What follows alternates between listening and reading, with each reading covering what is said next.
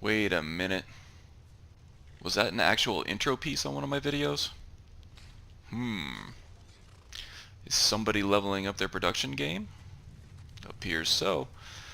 Um, yeah, this is actually a work in progress. I'm no graphic artist, but hopefully as I get better at these tools, video editors and photo editors and things like that, I'm hoping you'll see a step up in production as these things go on. But anyway, welcome to my new Let's Play featuring this guy here. His name is Araelas. He is a Druid archer. Um, and he's keeping an eye on us here, it looks like. Yeah, I think Simpa from the Character Crusade Discord actually described him best when he said, quote, "He looks very stern and slightly insane." Or no, it was mildly insane. Anyway, an apt description as any, I think. So yeah, this is my new character concept. We'll be doing a Let's Play, doing some roleplay along with it. Should be fun. So let's get right into it, shall we? Let's go into some backstory. So Araelas is his name. He doesn't know who gave him that name, or what it means, if anything. His earliest memories are those of being trained in the ways of hunting and survival. So, stalking prey, shooting his bow and arrow, field dressing, skinning and butchering his prey, and also camping skills such as creating fires, pitching camps, and foraging and things like that. He learned these things from older Bosmer in his his nomadic hunting party that he was part of for a very long time. But he doesn't know if any of those people were his parents or direct family at all. He doesn't remember any kind of kinship or kindness or really any words of sentiment at all. He just remembers being trained by many different people in the hunting party, and traveling in a group for protection and efficiency of resource gathering and things like that. As he's grown up, he's actually felt more of a kinship with the forest than he has with the people that he has spent his life with. He feels much less alone when he's by himself amongst the trees and the wind and the animals and the sights, sounds, and smells of nature. And we'll get into that a little bit more. That's going to become an important aspect of this character. Especially because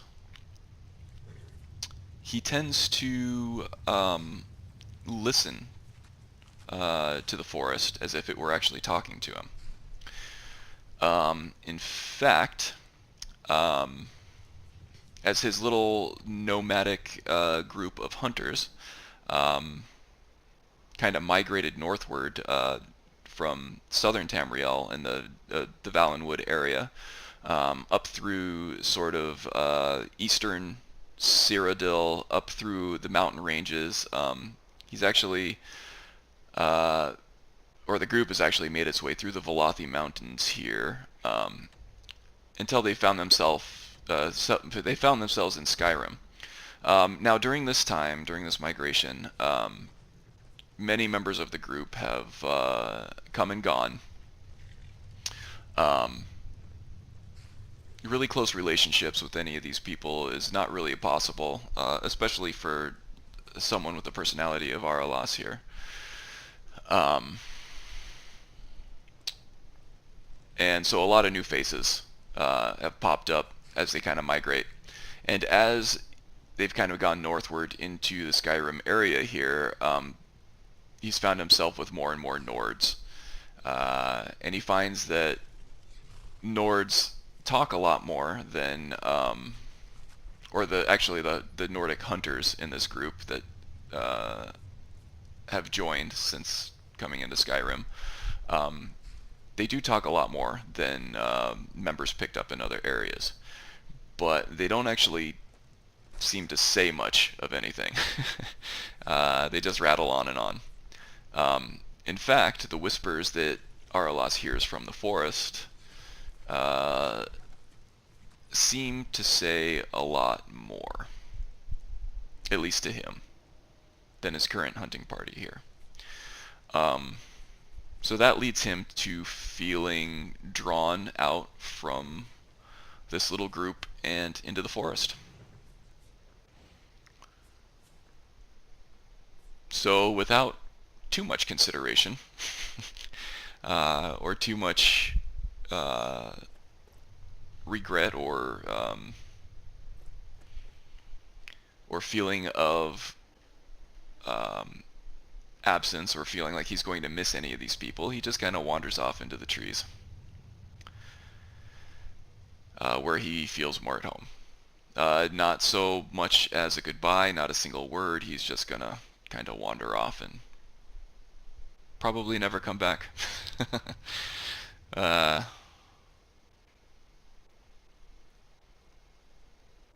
So yeah, that's kind of how his story begins. I purposely like to keep these backstories a little bit vague because I don't always have a concrete idea of where these characters' journeys are going to take them. And it also leaves me open to introduce elements from the character's past that we don't necessarily know about until that moment occurs. Excuse me. Alright, let's go ahead and put on our travel hat here. Oh,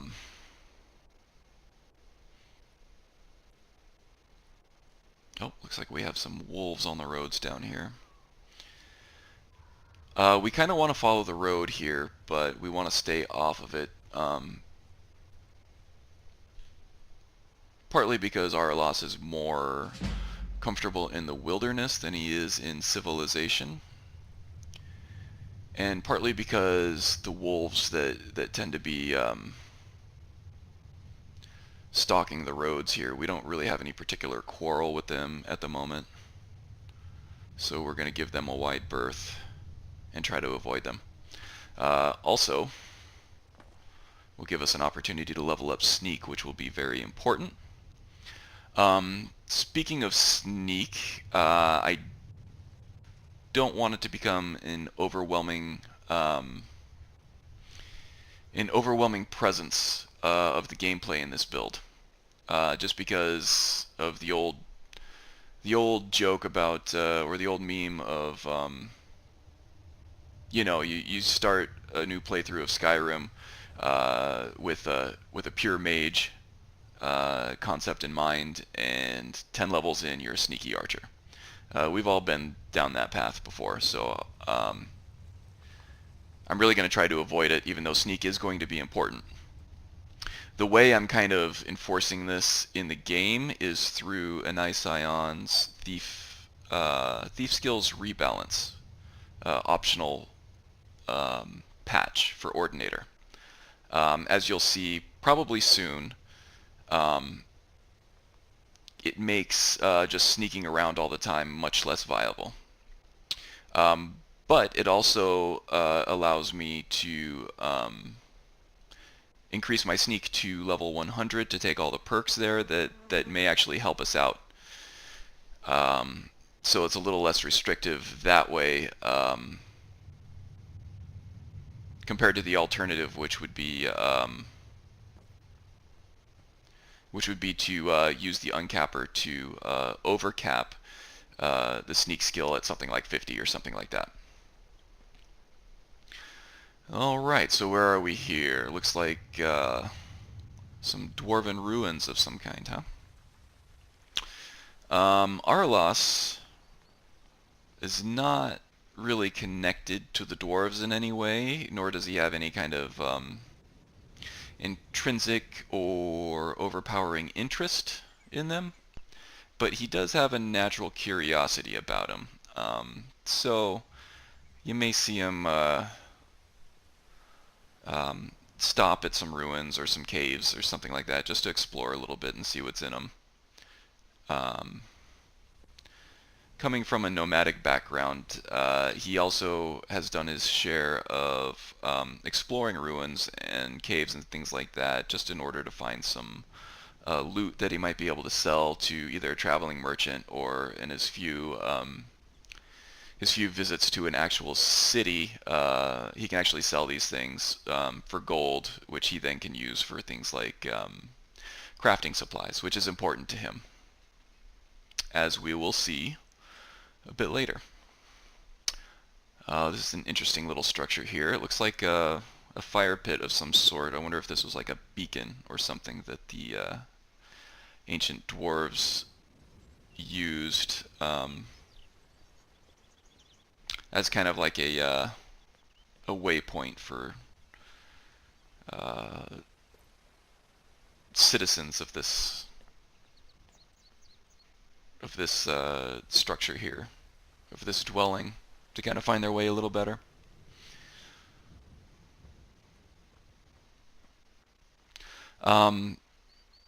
As you may have seen, well, maybe not, I'm actually running the Campfire mod, which is going to be very central to this playthrough. And with the Campfire mod comes the Instincts power. It's a lesser power that you can use at will. As you can see when you run it, it kind of points out alchemical ingredients that you can harvest, like the mushrooms there on that tree trunk. It will also point out movement of NPCs and animals, which we'll use to track our prey and other enemies as we stay hidden around corners and things like that. The way I'm role-playing this in Araelas's perspective here is we're calling this Instincts power, we're going to say that that's Araelas speaking to the forest. Oh, is that a fox? We'll leave him be for right now. I think we're okay on skins and food for the time being anyway.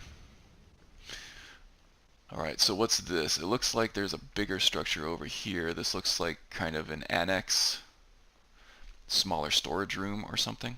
Let's go check it out.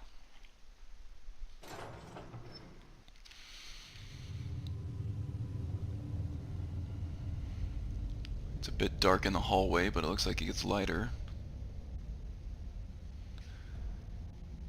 further in. Alright, he's not detecting any movement or smelling any signs of life or anything. Alright, let's take a look around. What do we have here? Lockpicks we can use.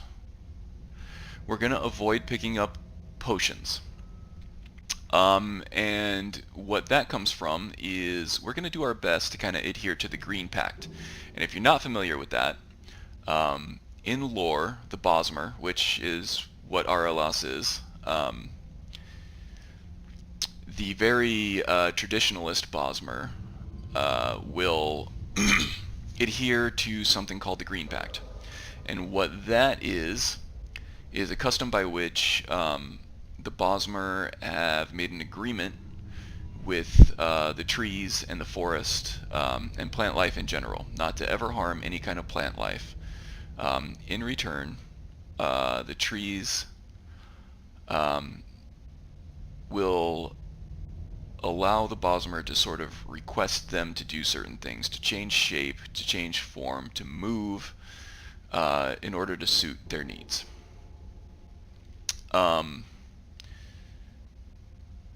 This seems like a practice that is largely traditional, mostly held by older generations. A lot of the newer generations of Bosmer that have kind of migrated to different areas have kind of abandoned this custom, but we're going to try to maintain it. It is next to impossible, if not, in fact, completely impossible to do this, especially at lower levels if you want to be a Bosmer archer, because all of the low-level bows are made of wood. All of the arrows that you can craft in the game require wood for the shafts, until you get into kind of the scrimshaw arrows, and then those are mostly bone, but that's really limiting to keep yourself to that. So we'll do our best to uphold the green pact, but it's not going to be perfect by any means. So we'll avoid the potions. Let's see, what else do we have here? This looks like a tough lock. Let's try this one.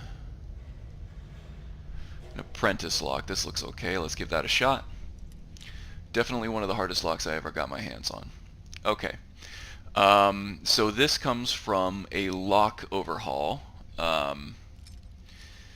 that actually blocks lock picking for any lock beyond your current skill level. So right now for apprentice, I would need a skill level of 25 lock picking to be able to excuse me, to be able to successfully pick this lock. Now it lets you fiddle with it, and you can get really damn close, but you'll never be able to completely pick the lock.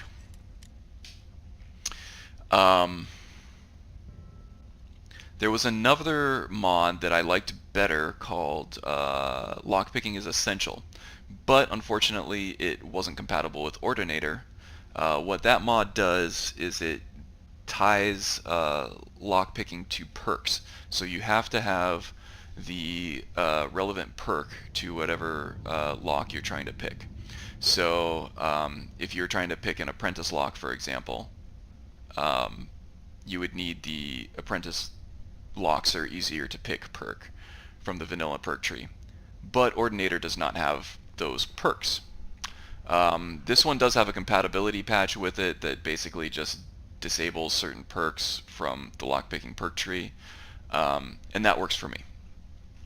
I've also capped with the uncapper Araelas' lockpicking skill at 25 max, so he'll be able to get to 25 and pick apprentice level locks, but that's the best he'll ever be able to do. So it looks like the storeroom is a lost cause according in terms of loot. So let's just pick up some Dwemer artifacts here that may or may not be worth much, but if he encounters a merchant at some point or a collector or something, he might be able to sell it for a little bit of money. Alright, let's move on.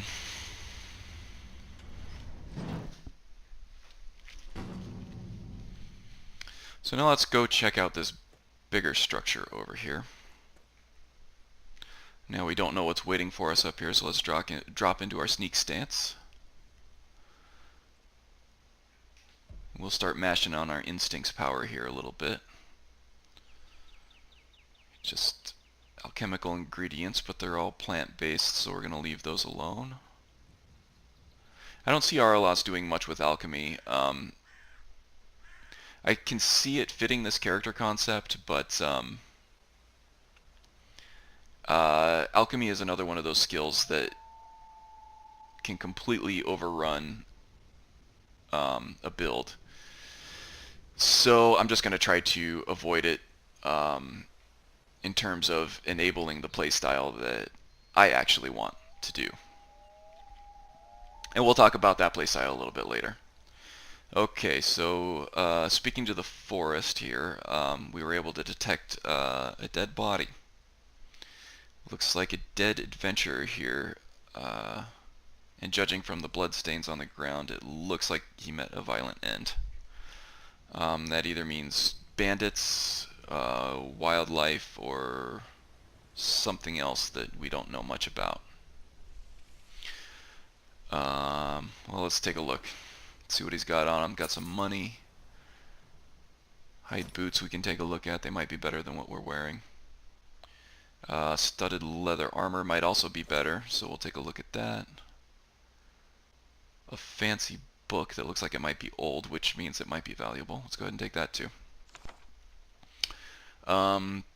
There was still gold on the dead adventurer here, so that rules out bandits. So probably ran into some wolves or something out here. And Araelas just ate a guy. Araelas. No big deal, especially for a Bosmer, but yeah, Araelas is a cannibal. And that comes from the Imperious Racial Overhaul mod by EnaiSaion, one of my favorite mods ever. That allows Bosmer to eat the carcass of their enemies, in this case just any dead humanoid body, for a boost in their attributes. So that is a fun little gameplay wrinkle that we'll be playing with. Let's see what we have in here.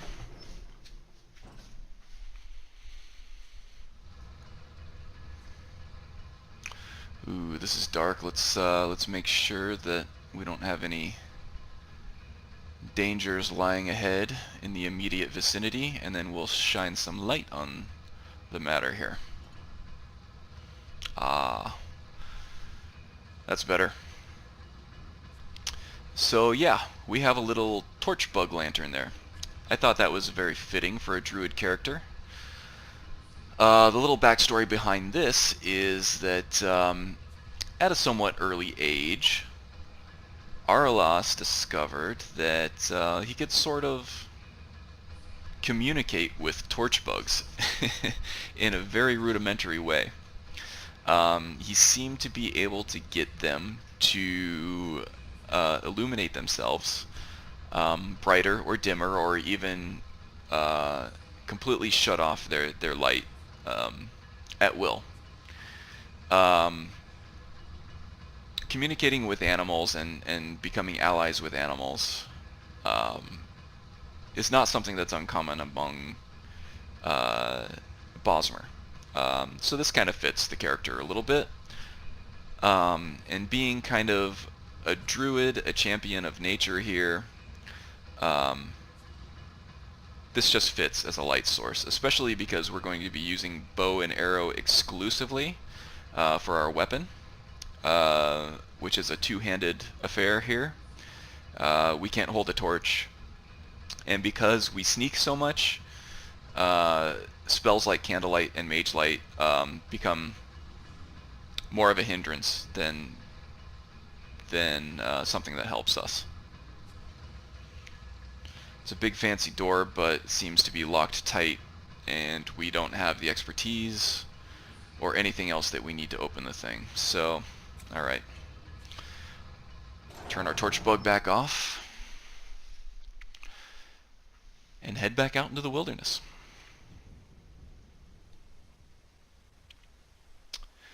So there are some certain areas that I want to head to. Certain areas that I want to play through, dungeons that I want to clear and stuff, for Araelas' story here. So I have an idea of where I want to go. The way I'm playing this off in Araelas' story is that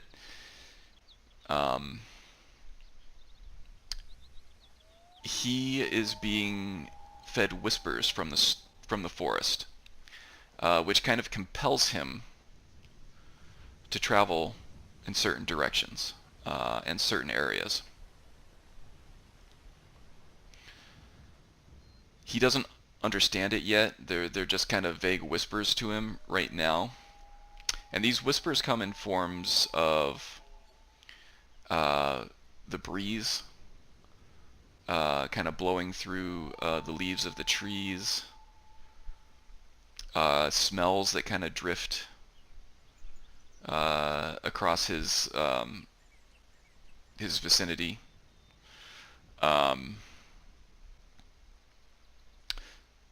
Animal sounds, bird chatter that he hears.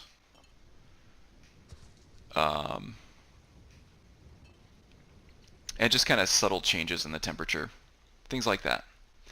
He doesn't really understand it explicitly yet, but I think as he gets stronger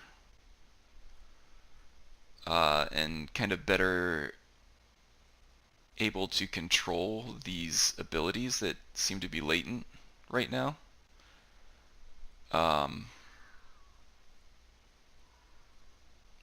the meaning of these whispers will become a little more explicit. And I hope to kind of show that in more tangible ways later on. But for right now, he just feels some kind of vague compulsion to travel in certain directions.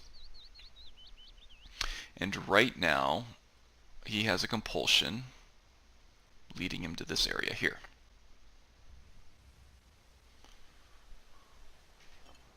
Oops.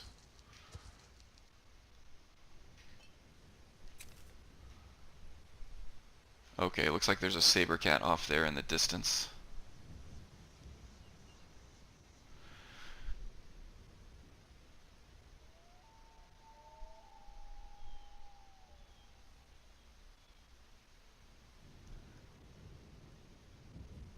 Okay, so we're going to sit here for a minute because that is a very dangerous predator.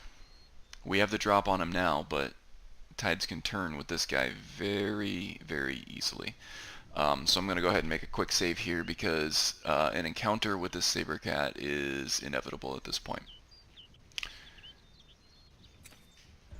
So let's go ahead and listen to the forest and see what we have going on here. Alright. Nothing in the immediate vicinity, but let's go ahead and take a shot at this guy here. And I totally missed. I think I overshot him a bit.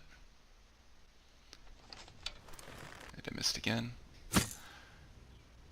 There we go. And he's just about dead now. And he caught wind of us too, so... Uh-oh. Oh, that hurt. Okay, so both Araelas and myself have some practice to do. I mistimed that bash there. But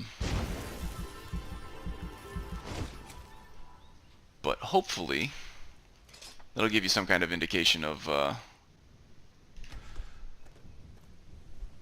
how I plan on playing this character here. He'll get off one sneak shot, which kind of helps him dictate how the battle begins. And then from there, it's kind of a mad scramble of using TK dodge, bow punches to stagger the enemy, and kind of short-ranged, quick shots with his bow. I missed a shot there. I missed a few shots, actually. I'm still trying to get used to the trajectory of the hunting bow. I did a lot of playtesting with this character and a lot of practicing. But I, for the most part, had higher level elven bows, which have a little more range. So the flight arc is a little bit different.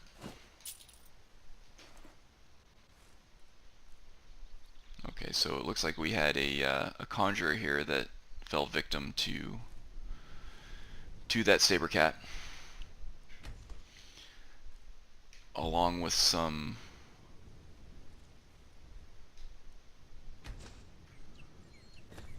other prey here that the hungry kitty decided to slaughter. And as you've seen, I am running Hunterborn, which I've decided to make a central piece to this playthrough. I think it fairly obviously fits into this character concept here. But I was actually kind of on the fence about it earlier. And the only reason for that was that I tend to avoid mods, especially gameplay overhauls that create barriers to the gameplay. I've removed Frostfall from my load order, from my mod list, just because it was more restrictive to gameplay than it was actually adding new experiences to it, in my opinion. It really didn't do much but cause sort of barriers to things that I wanted to do. It would debuff my character like crazy in colder areas, and it just became more of a hindrance to the story that I was trying to tell, and kind of the things that I wanted to show off in terms of gameplay and stuff like that. So I removed it. Hunterborn feels kind of the same way at times. And that's simply because when you're running a mod like I need that requires you to eat and stay hydrated in order to avoid debuffs, the time that you spend on things during the day in game really becomes important. And at lower levels, with lower level equipment, skinning, butchering animals becomes a very time-consuming task. So at early levels, it kind of tends to dominate how you spend the hours of the day in Skyrim. But in the end, I think it adds more than it actually restricts. So I'm running it. What else? Oh, you also saw me use a healing spell. And you can see that I've got a lot of spells already ready to go. These are all the novice spells from both Apocalypse, from EnaiSaion's spell package, and from Vanilla. What I've done with this character is I went ahead and added all the spells via spellbooks through the console that I'm going to use in this playthrough, at least that I know about for now. And the reason I did this is Araelas is not a college mage. The magic that he is going to use is kind of going to be gifted to him from nature. So in order to avoid having to join the college and do that whole thing in order to get access to expert and master level spells, I just went ahead and consoled in all the spell books for everything that I'm going to use. This allows me to access these spells more organically as Araelas grows in level. His alteration and restoration skills increase, and we start taking perks that reduce the cost of those spells. I just think that makes more sense for a character like this as opposed to someone like Alucel, who would have been totally into going to college and learning how to cast these spells through training, but that's not what Araelas is. Alright, now this cave is sending out some very dark signals to Araelas. When he looks deep into it, he kind of is overcome with a sense of deep foreboding, danger, and darkness. And frankly, it scares the crap out of him. He can't really look at it for too long without shuddering and shivering and feeling a cold sweat develop on his skin. But at the same time, he kind of feels an odd compulsion to go explore it and see what's causing this darkness. So he's feeling a little torn at the moment about what to do here. He feels good being on his own, away from the group of hunters that he'd been traveling with and out amongst nature. But this cave is scaring the crap out of him. So to kind of clear his mind right now, he's going to go ahead and clean some of these kills, these carcasses. Spend some time doing that.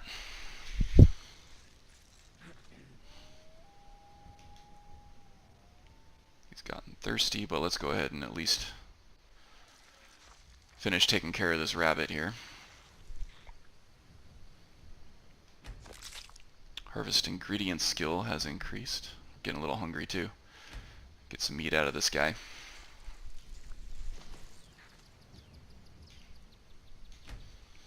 And what time is it? It's a little past lunchtime, so let's go ahead and eat and get hydrated. Now I know it feels a little counter to my point of creating barriers to gameplay, but I really like I need for some reason. I don't know why. It does create barriers because it will debuff you if you get too hungry or too thirsty or too tired, but I really feel like it does more to put you in the game and kind of on some sort of realistic time scale. If you have to sleep after a certain amount of hours and you have to make sure that you feed yourself. I think food and the way your character approaches it is also a really good way to flesh out that character and kind of add some personality to it.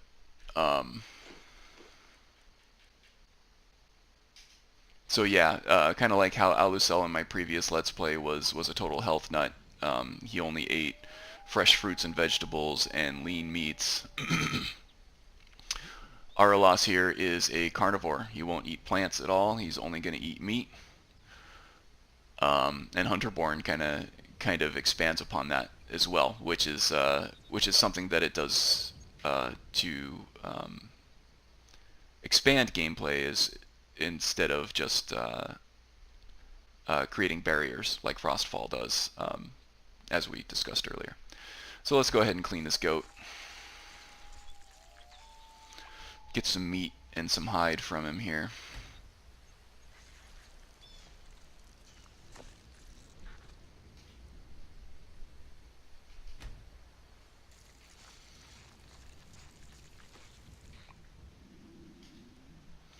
Getting hungry again.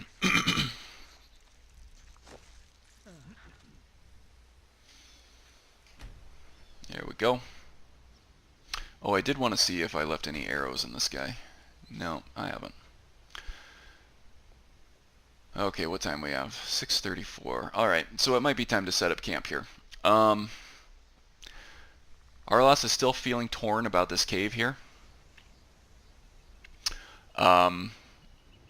He's a little scared to go investigate it right now, but he also feels like he can't really leave it. He feels like that would be irresponsible, and he also feels like he would be missing out on something if he were to leave and just move on. So let's go ahead and set up camp here. He's going to camp out here for the night. sort of stand guard for anything that might be coming in or going out of the cave. That kind of allows him to do something about this situation here that isn't too proactive as far as going in there and getting himself killed, but also not irresponsible as just leaving would be. Alright, so we have a campfire here, but we need to get some wood. So let's go ahead and chop some dead wood, get a fire going. Now I need 4 dead wood to actually start a fire, and then I need 6 to turn it into a roaring fire. So it looks like we already had some firewood on us to get it started. We'll go ahead and use that, and then we'll use the dead wood that we gathered to upgrade the fire.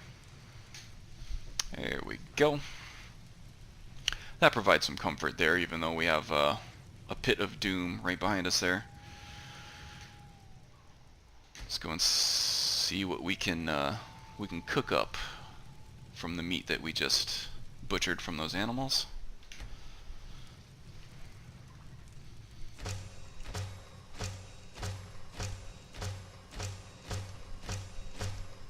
Lots of rabbit meat. I think we're done with that pot. We'll go ahead and pick that up and see if there's anything else we can cook up. Just the goat haunches.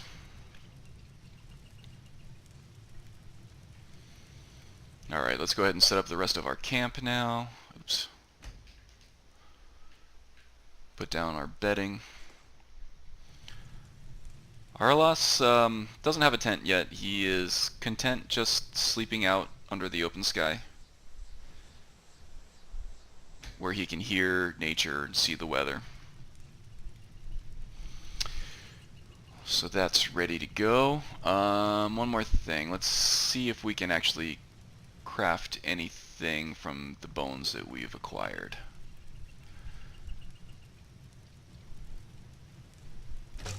Go ahead and polish that hair eye.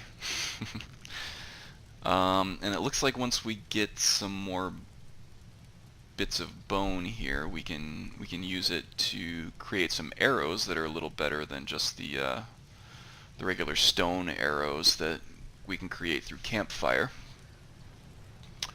It also looks like once we get the right materials, which might take a while, we can craft some upgraded armor, some boots and some gauntlets that are better than what we're currently wearing. But I think we're kind of a ways away from that.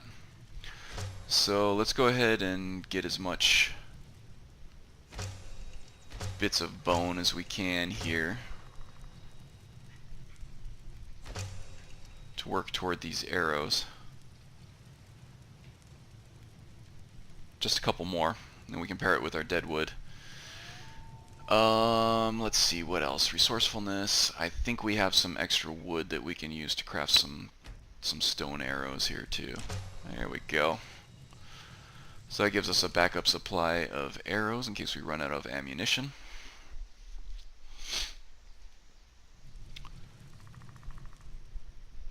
Excellent. Alright, looks like we have some time to go ahead and carve up another one of these critters before we go to bed.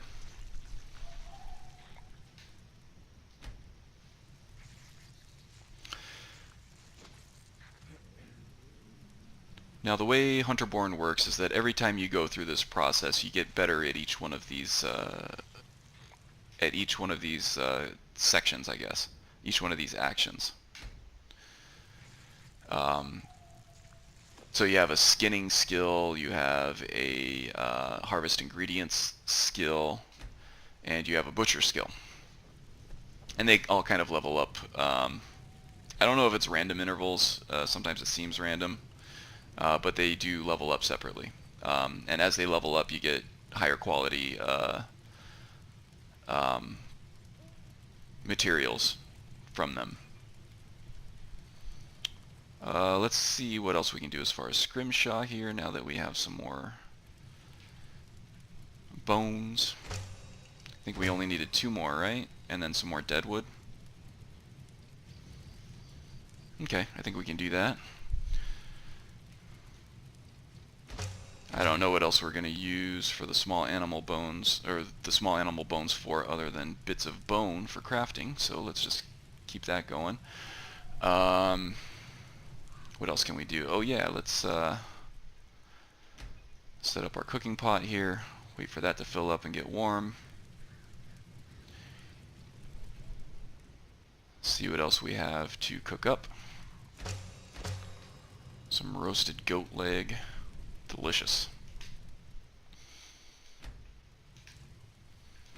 Pack that back up and probably have a haunch or 2 that we can roast. Great. What time is it? 11:44. It's pretty late, but I do want to go ahead and gather some more. Yeah, we can save that. I think we got plenty of arrows.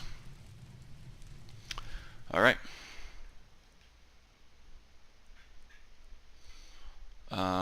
Actually, let's go ahead and eat a very late dinner here. Get hydrated.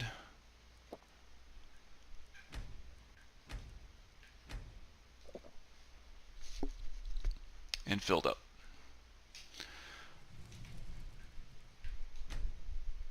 And we'll sleep for 8 hours, and maybe once we're well rested and well fed, we'll have a little more courage in the daylight to take on this cave here.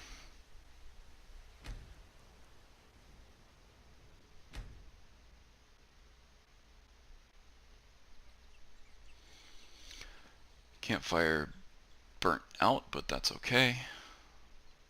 7:46 a.m. Okay, so we have the morning sun on us, which is a boost to morale.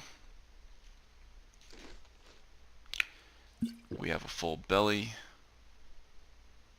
We're feeling well hydrated.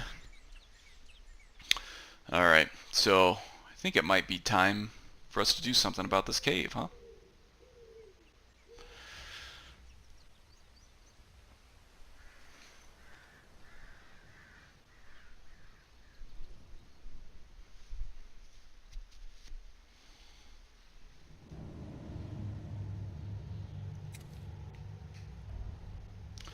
So I know I promised that I wouldn't be sneaking a whole lot, but I've been through this cave at level 1 a few times, and with this character, I just don't think there's any other way around it at this level.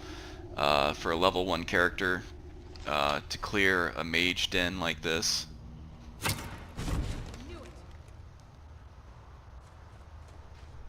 there's a very specific way you gotta play this to avoid dying. This character concept struggles at early levels. It's going to feel, especially against higher level areas like this,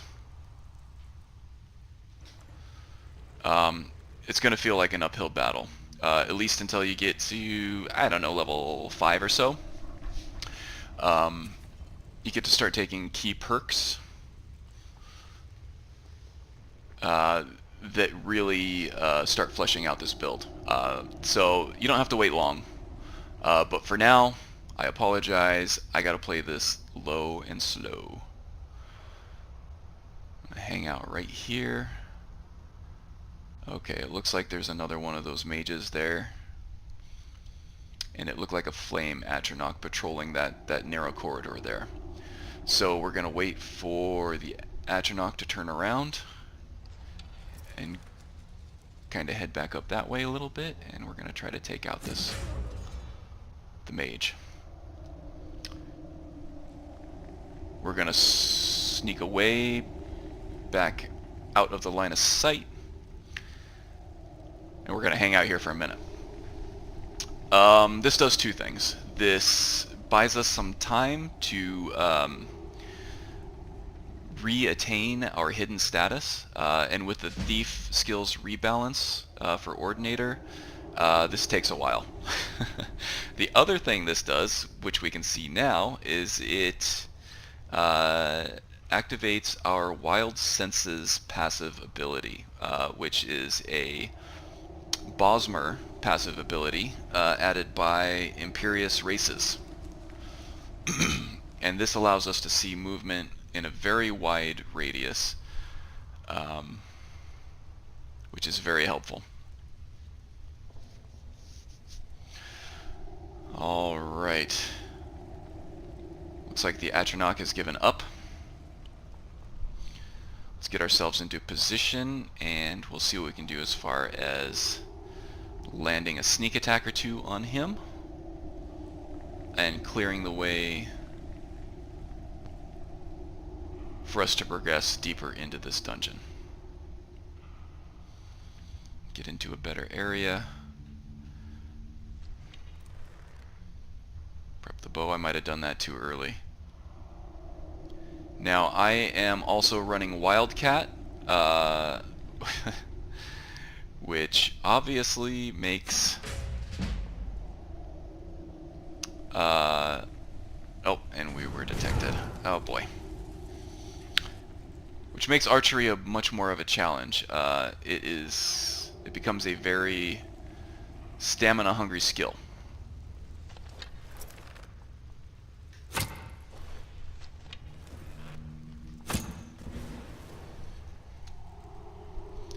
Okay, we're still detected. That means somebody else heard this commotion. I'm going to go ahead and exit the cave.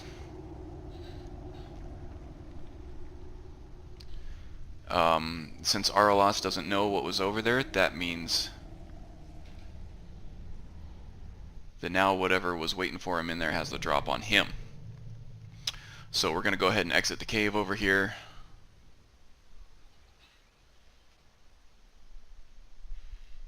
We're going to ready an ambush just in case they come filing out of this cave. Now, we as veterans of Skyrim know that the game doesn't work this way. They're not going to chase us out of the cave, at least without a mod, and I'm not running any of those mods, but our list doesn't.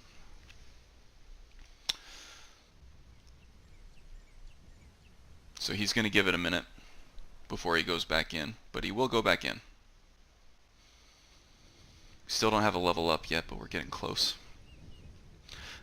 Even just one level up and one perk in the archery tree makes a huge difference for this build. So we may come back out here to level up at some point and go back in. Excuse me. But for now, we're going to try to take this on as the puny weaklings we are.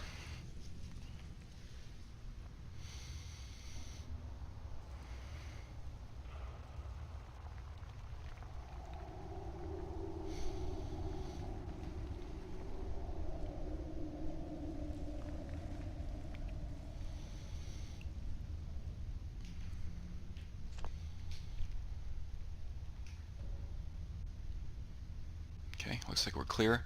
The fire salts are not plant-based, so taking those does not violate the green pact.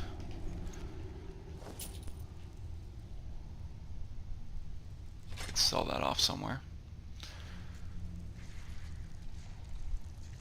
Get a little bit of a boost to our attributes here. Also, as anybody with experience with Ordinator archery knows, the different elemental salts in this game are very valuable later on. So we're gonna be hoarding those, accumulating as many as we can, and we'll be using those a lot later.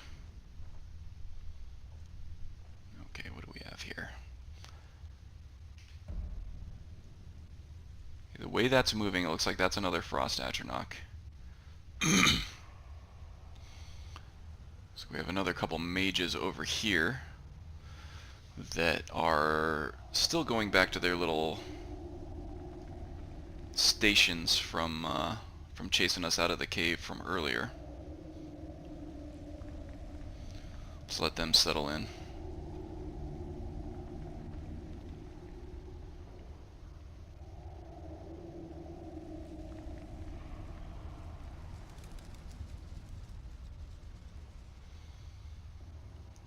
they stop moving, we'll be good to proceed.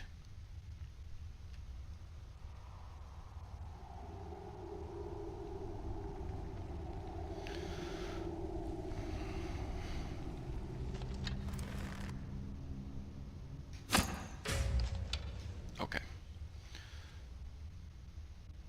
Can't always kill that guy in one shot, but I guess we've leveled up our archery enough to be able to take him out. And we almost got detected by that Atronach. That was not great timing. We should have waited for him. Well, we did wait for him to turn his back, but it took too long for us to draw our bow and actually fire the shot that his back was not turned by the time we let it go. And we did get our level up. Try not to use it if we can avoid it here. Regarding level ups, in my previous playthrough with Alusel, I avoided leveling up until I could find kind of a peaceful place to meditate. With this playthrough, Araelas is only going to level up while he's sitting at a fire and kind of reflecting on his experiences from the day. So even though we have a level up available, I'm not going to take it, even if it'll save our lives, until we get an opportunity to get back outside, get that fire going again, and kind of reflect on what happened in this cave. Okay, let's see what we can do about getting a couple sneak attacks on this Atronach here, clearing the way for getting further into this cave here. Let's inch a little closer.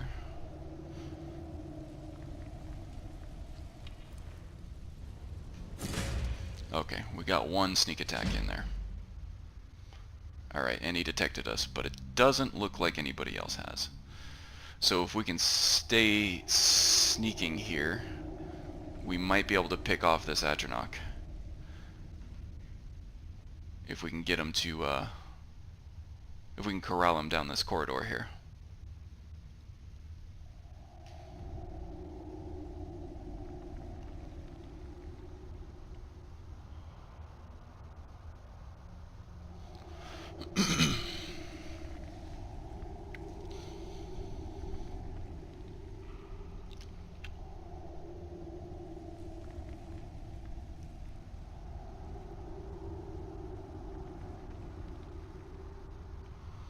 Doesn't look like my wild senses are kicking in here.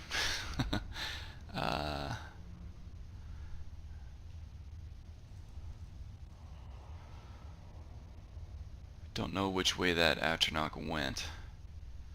We've been out of line of sight for a while now, so... Oh, there we go. There he is. He's still on high alert. Ah, there we go. He lost our scent there, and he's given up. Alright, that's good. Which means we can get one more sneak attack in. I don't know if our archery level yet is high enough to take him out in one more shot. It might be.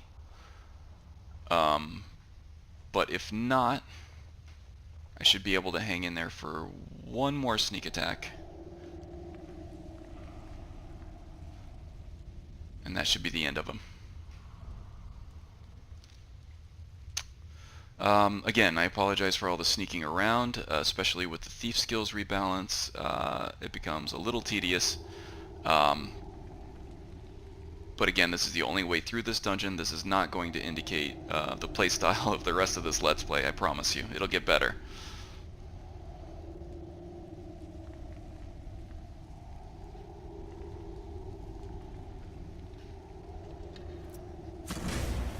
There we go. Well, they like to explode, so we'll let them do that. Okay, so we can't forget about the mage down there, the one that we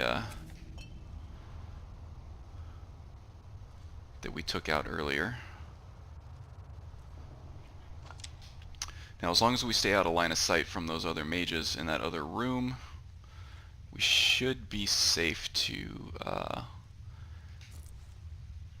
give Mr. Torchbug here a shake. Looked like there was a ring in there. That was the only thing that wasn't plant-based that I saw. Grab some torch bugs, and we'll take the horker meat.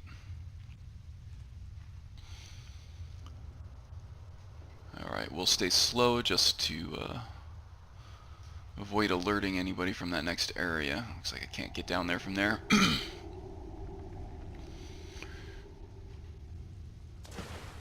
see a soul gem that we might be able to turn a profit on. And I don't know if it's been long enough yet for us to eat this guy, but give it a shot. Nah. We're still full from the last one.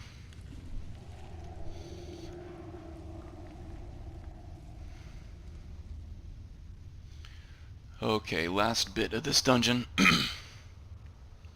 And we are home free. Let's turn our light off.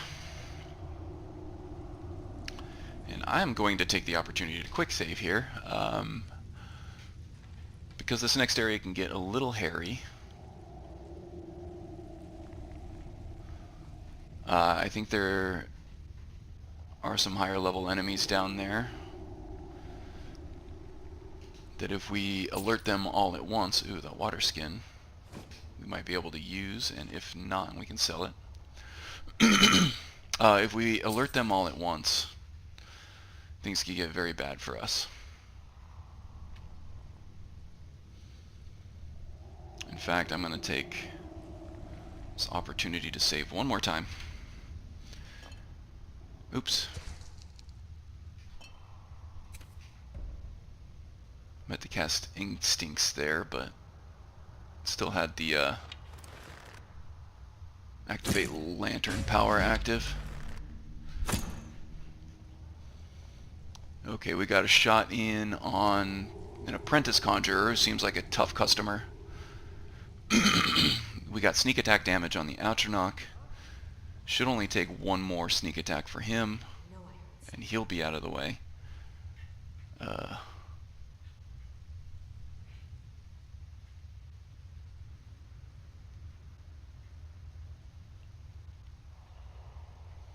missing the corridor in here somewhere.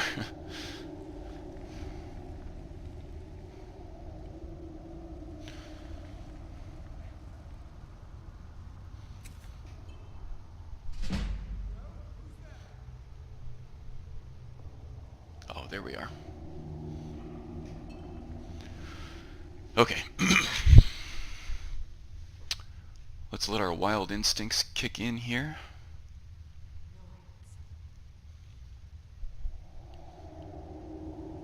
So we keep tabs on these clowns. Oh, there we are. So this guy here in the middle that's floating around and moving quickly is the Atronach. The other two are mages. Okay. Looks like they gave up on us. So let's go in for another sneak attack. Maybe one more shot on that apprentice conjurer that seems like a tough bastard.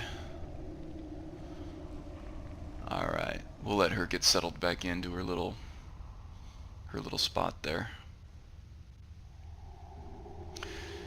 Now when the Atronach explodes, oh, gotta let him get settled in there too. Now one more sneak attack should kill this Atronach. If not, one more quick follow-up shot should kill him. Either way, that explosion should do some damage to that conjurer behind him there. Or behind her there. Okay, that did not take her out. Okay, that did. Although I don't think the apprentice conjurer is going to get the splash damage from that explosion.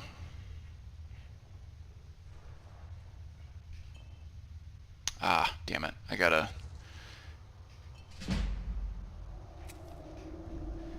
get these power hotkeys straight here. If I activate that torch bug at the wrong time, that's going to give away my position. So Gotta get better at that. Wild senses. Okay, looks like the two mages that we had from before. Now I'm hoping that one more sneak attack is going to take out that apprentice conjurer. And hopefully that other guy is just a regular old novice conjurer.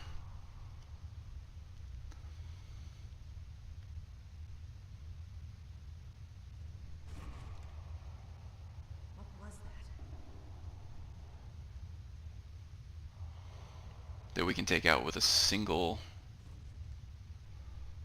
sneak attack. And that won't pose as much of a threat if we do want to take him on in a straight up pitched battle, where I can take him on one-on-one. Okay. Let's play this very cool. Let her get at an acceptable range in case she doesn't go down. Okay, good.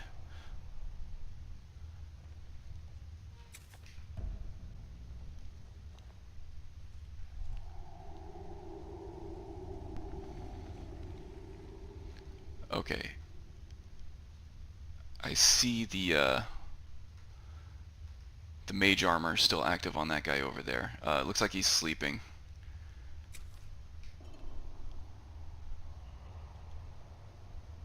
So as long as we do this slowly and carefully,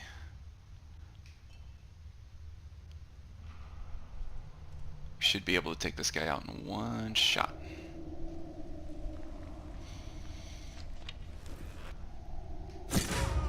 There we go. So that's all the enemies that we could see anyway. Actually, it looks like I see one more up there.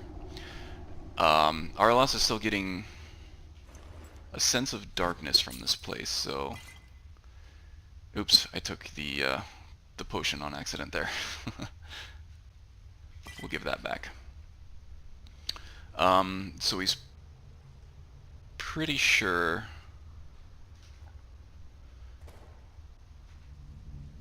this place is still stocked with evil. So we shall continue our investigation. Okay, we saw somebody look like they were working at an alchemy table or something up here. Let's just get our bearings here, turn the light back off. See what we can do about sneaking up on this guy here. Low and slow. Hopefully we don't alert him before we can get a shot off.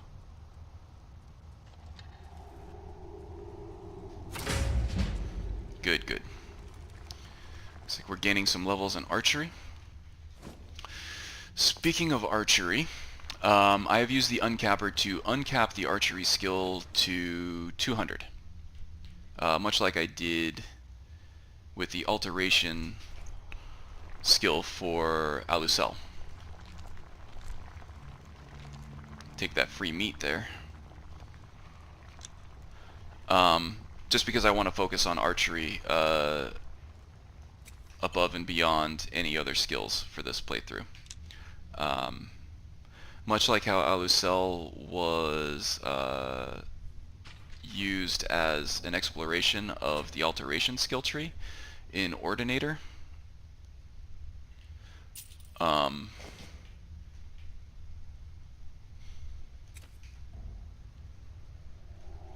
This playthrough is going to be used as an exploration of the archery skill tree in Ordinator.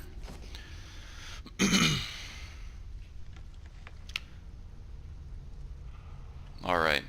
Araelas is still getting a sense that there is still some darkness left in this place.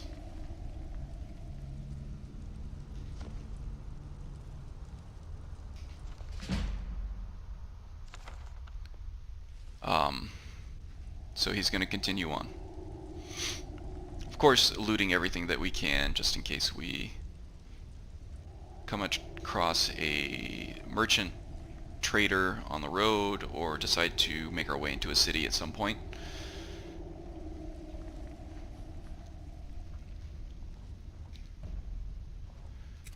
Okay, we're going to turn our light off here. We heard somebody sniffling down here a bit. Slow it down a little bit. Oops. Damn, that's going to be dangerous. Alright. There we go. We sense a guy right there. Let's get a little bit closer. Alright. Alright, he saw us. There we go. That little bash quick shot combo is going to be the centerpiece of the playstyle for this playthrough. That plus TK dodge. Yeah, I won't be able to open that. That's too bad. And as I mentioned Wildcat earlier, where it takes up stamina to both draw your bow and to hold it drawn. That combined with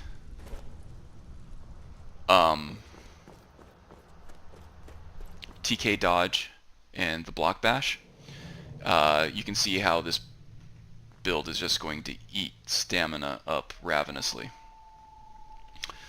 So we'll be focusing on stamina for the first few levels and probably throughout the whole playthrough. Alright, so Araelas now feels like after that last kill, this darkness has been expunged.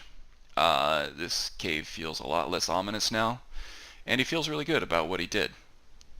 I think experiences like this will actually shape this character and the direction of this playthrough.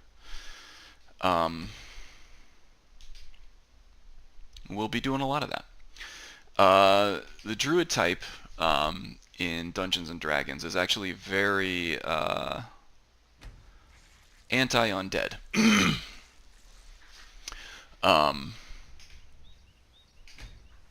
So I'm going to go ahead and take a cue from that and say that undead being unnatural and kind of an enemy of nature will lead Araelas to being at odds with undead and necromancers and conjurers in general. So this will kind of lead him to find allies in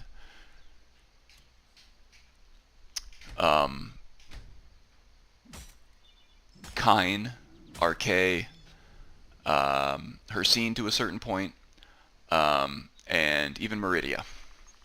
And as far as Hircine goes, while being a hunter does not define him, it is his trade.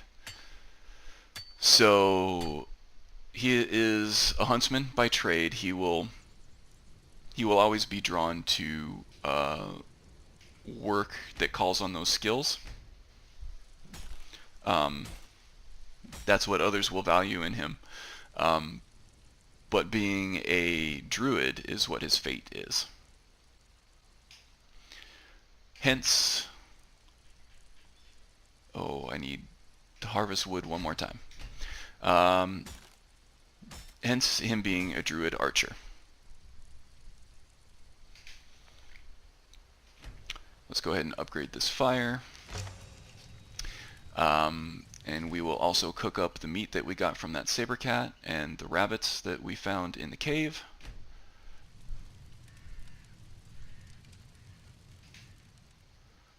Now, the cooking pot is not sufficiently hot yet. There we go. Boiled skeever tail. Yeah, let's go ahead and see what that does.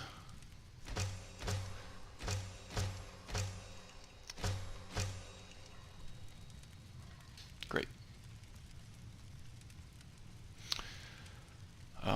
And see what we can cook up from this campfire here.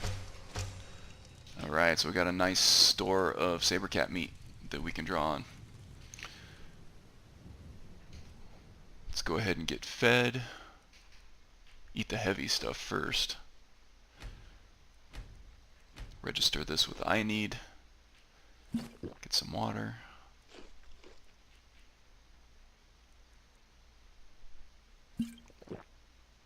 Okay.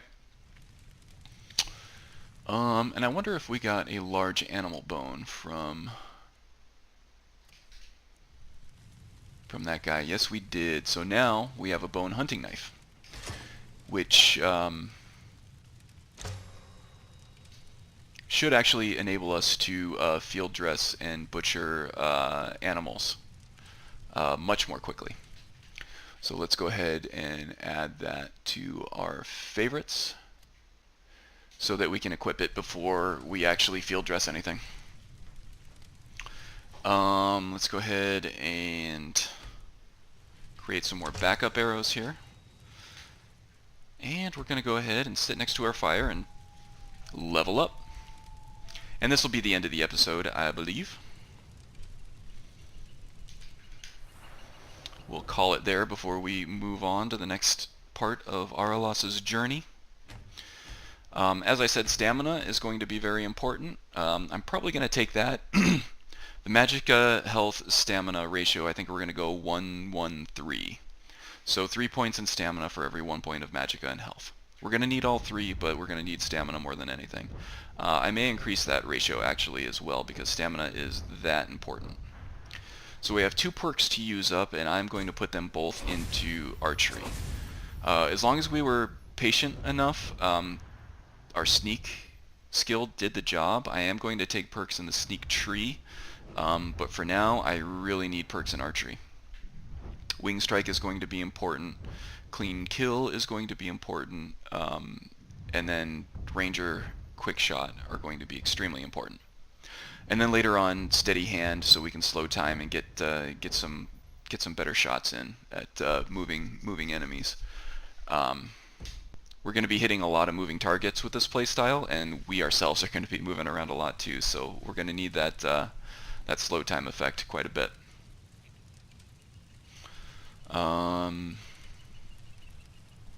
Alright, what next? Let's go ahead. I don't really have much else to do here, so let's just go ahead and wait until nighttime. And now that I've leveled up, I think the next priority will make itself known. So once you reach level 2, the Harrier skill activates. It's a passive ability for Bosmer that provides a trained bird that will periodically point out prey animals for you. For this playthrough, we're going to say that is the forest speaking more explicitly to Araelas as he gets stronger, of which animals he should take out. And this is nature kind of communicating with Araelas which animals that it wants Araelas to take out to kind of maintain the ecosystem, keep things balanced out here in the wild. And kind does not seem to be cooperating with me right now. Usually by this time, oh, there we go. You hear the cry of a bird. And it looks like we have something over here. So that's going to be our next priority, is hunting the animals that the forest is telling us to take out in order to maintain balance in the wilderness here, the ecosystem, and everything there. So I'm going to go ahead and do a quick save here so I can take that guy out later. Taking out 10 of these animals that are pointed out by the Harrier will unlock the active power, Beast Tongue, which will allow us to charm the nearest predator permanently, to be a permanent ally and a sort of follower, which is really race defining for Bosmer using the Imperious race overhaul, in my opinion, anyway. So yeah, that's my next priority, is getting my faithful animal companion through the beast skill, or the beast tongue ability. And moving forward, I feel like Araelas is going to be um, is going to be compelled to head south, maybe toward the Riften area, the Rift, just because the trees there are a little more thick and lush, and the temperature there is a little warmer. He likes that a little bit more. That's a little more suitable for his Bosmer heritage. And there's some story pieces that I want to do over there too that are very central to this playthrough. So there we have it. The very first episode of Araelas in the books. We went through a lot. We did a lot of character exploration, a lot of playthrough discussion, or I'm sorry, a lot of playstyle discussion, even though we didn't really get a taste of what this playstyle is going to be like going forward, but you will see a lot more of that going forward, I promise. So until the next episode, I hope everybody does well. Take care of yourselves, and see you then.